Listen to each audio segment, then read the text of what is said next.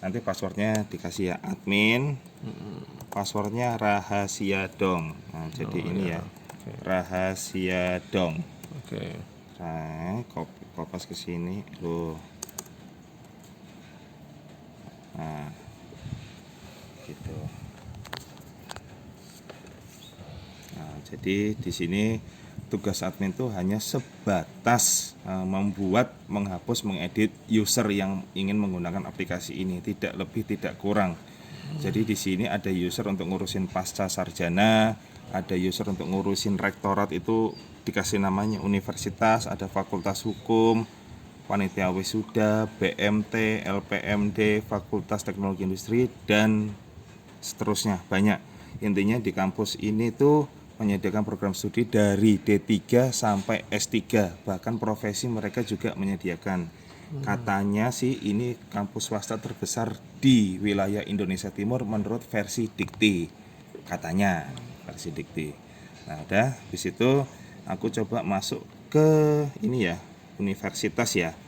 Nah, universitas itu ada username di sini AD Univ ya. Tak ini dulu karena saya juga nggak ingat passwordnya apa. Jadi di sini saya bisa ganti si AD Univ itu, bisa tak ganti ya. Ini role usernya antara lain ada rektorat, universitas, LPMD, panitia wisuda, LPP, akademi bahasa asing, pasca sarjana, sampai macam-macam fakultas lainnya. Intinya banyak, 50.000 mahasiswa lebih. Oke, passwordnya biar gampang, tak bikin 1, 2, 3, 4, 5, 6. Nah, ini passwordnya biar gampang juga, 1, 2, 3, 4, 5, 6. Oke, saya perbarui. Terus ya udah, tadi adik Univ ya. Nah, adik Univ kayaknya enak pakai mouse aja deh. Ya. Ya. Sisanya masih di admin ini cuman ada pemberitahuan itu cuman untuk ngasih pesan aja gitu loh. Nah, Assalamualaikum warahmatullahi wabarakatuh. Misalnya saya ganti lagi, saya tambahin Sukhoi Luffy Nakama. Oh, baik. Misal, ya, kalau Anda penggemar One Piece pasti tahu maksudnya. Oke, udah, ini adik Univ, saya kopas karena saya juga nggak hafal username-nya. Keluar. Nah, ini adik Univ. Passwordnya apa tadi? 1, 2, 3, 4, 5, 6. Nah, nah, ini tadi yang kita atur di sisi admin. Pesan dari administratornya Sukhoi Luffy Nakama. Ini bermanfaat ya kalau misalnya admin lagi ingin maintenance aplikasinya atau maintenance server, jadi dia bisa ngasih tahu ke usernya bahwa misalnya nanti malam akan dimatikan layanannya, misal. Habis itu masuk ke pengaturan. Nah, ini pengaturan. Jadi ini misalnya ini tahun ajar yang sedang aktif untuk saat ini tahun berapa? Misalnya 2016, 2017. Terus semester yang sedang aktif saat ini adalah ganjil atau genap. Nah, jadi misalnya saya ini aja ya, di sini 2016, 2017. Nah, kalau ini diganti 19 ya ini harus ngikut ya 2020. Ini diganti 2001 ya ini. Tapi ini 2016 sudah ada sebagian data yang saya bikin di tahun 2016, data bohongan. Nah, terus ini potongan pembayaran uang pangkal dan BPP. Jadi istilahnya uang pangkal itu adalah uang yang dibayar pertama kali masuk kampus, sekali dibayar aja.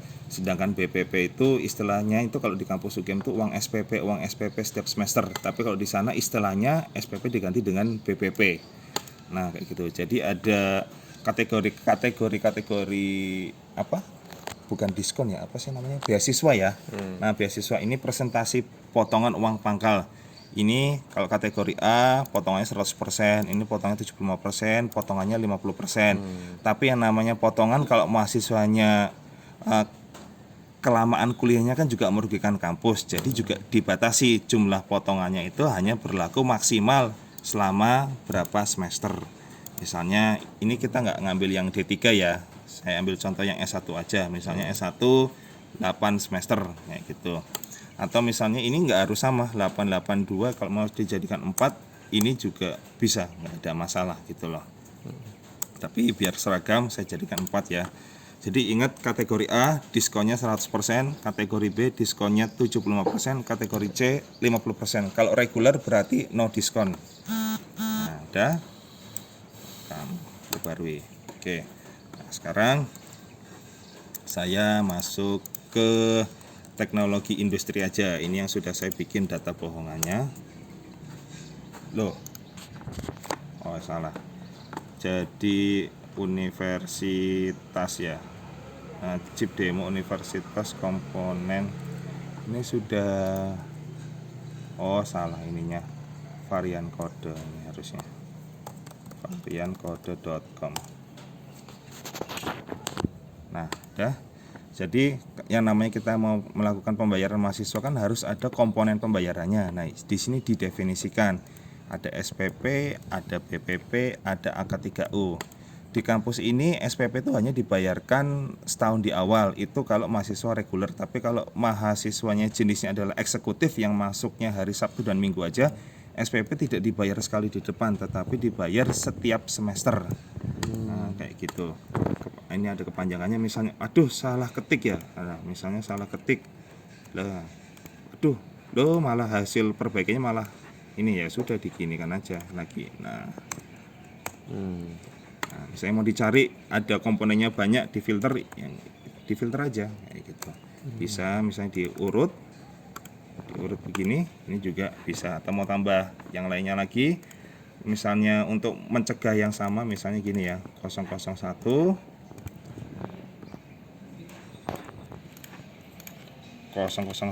ini tidak bisa, karena apa? Kode sudah terdaftar dan nama sudah terdaftar, jadi tidak mungkin ada duplikasi data. Tidak boleh sampai ada duplikasi, ngeblur.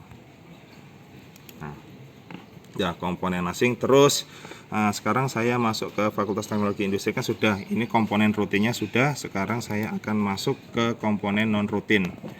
Komponen non rutinnya itu apa aja? Nah, ini ada di sini.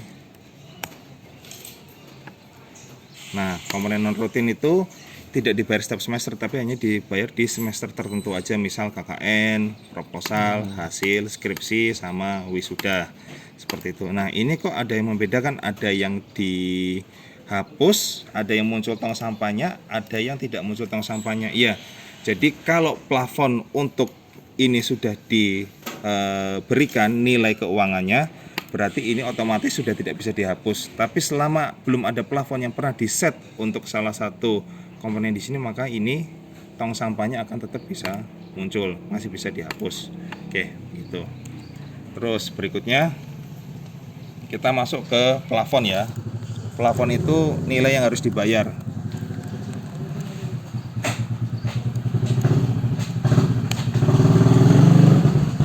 Nah, 2016 nilai plafon yang harus dibayar itu adalah senilai 12 juta. Ini adalah uang pangkal. SPP itu ada dibayar sekali di awal, ada dibayar setiap semester. Kalau sekali di awal berarti itu mahasiswa reguler.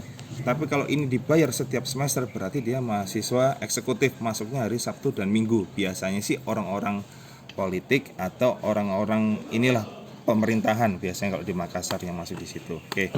2016 ini datanya, kalau misalnya saya masukin ini ya, 2021 1 juta dan ini 500. Nah, data yang baru masuk itu masih bisa diedit. Data yang baru masuk kalau salah masih bisa dihapus. Tapi kalau sudah ada pembayaran yang pernah dilakukan, tidak boleh diedit lagi, tidak boleh dihapus lagi. Karena apa, bahaya, plafon yang sudah dijadikan standar pembayaran ternyata di tengah jalan kok dirubah-rubah, kan bahaya. Jadi sudah harus hilang, hapus sama editnya, tidak boleh ada lagi. Nah, sekarang plafon rutin.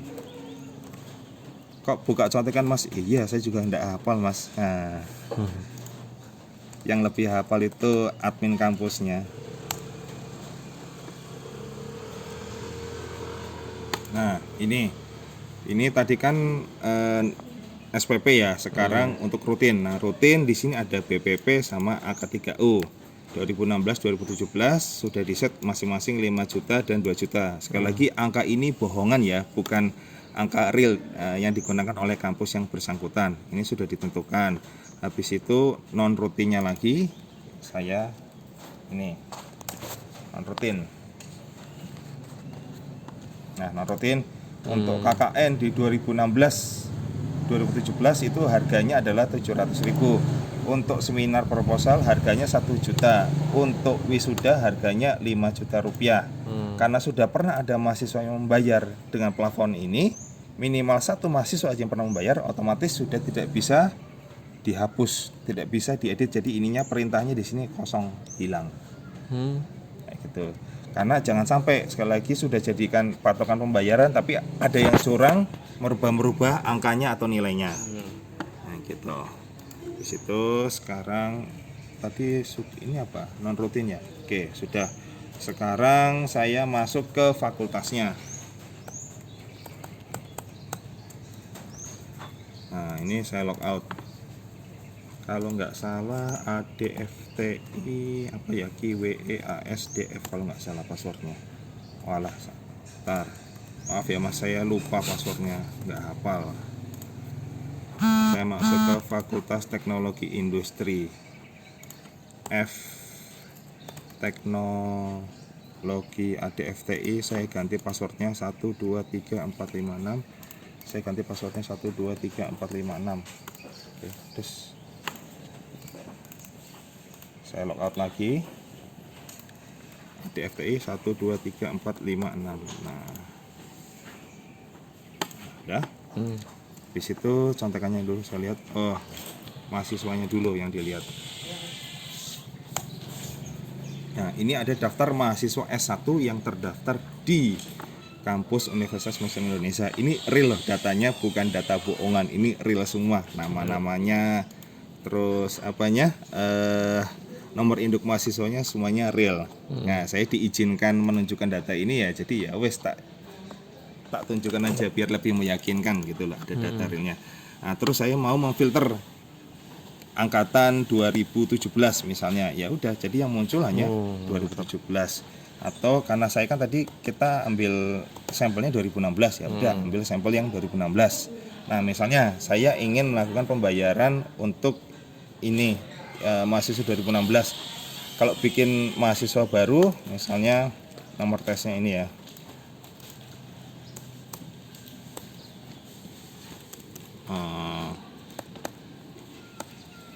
Nomor induknya 112233445566.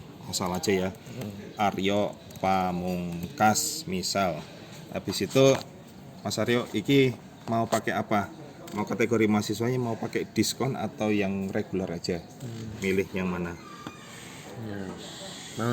Manut ya. Barang. Kita pakai pilih yang diskonnya 50% aja ya. Oke. Oke, 50%. Mas Aryo Pamungkas nomor induknya ini, emailnya di sana dibikinnya seperti ini. Tuh. Nah, passwordnya dibikin sama aja. 112233445566. Oke, udah. Nah, loh mana punya Mas Aryo? Ya sudah difilter dulu Aryo. Nah, sudah ada ya Aryo Pamungkas ini. Kalau misalnya salah ini salah input, kurang nama Ganza misalnya, ya sudah dikasih nama Aryo Pamungkas Ganza. Nah, kayak gitu. Oke, sudah. Sekarang contekan berikutnya kita mau ngajak Mas Aryo ini untuk melakukan pembayaran. Tapi biar saya nggak lupa, saya ini dulu ya nomor mahasiswanya biar saya nggak lupa. Oke, ini untuk pembayaran Mas Aryo dulu.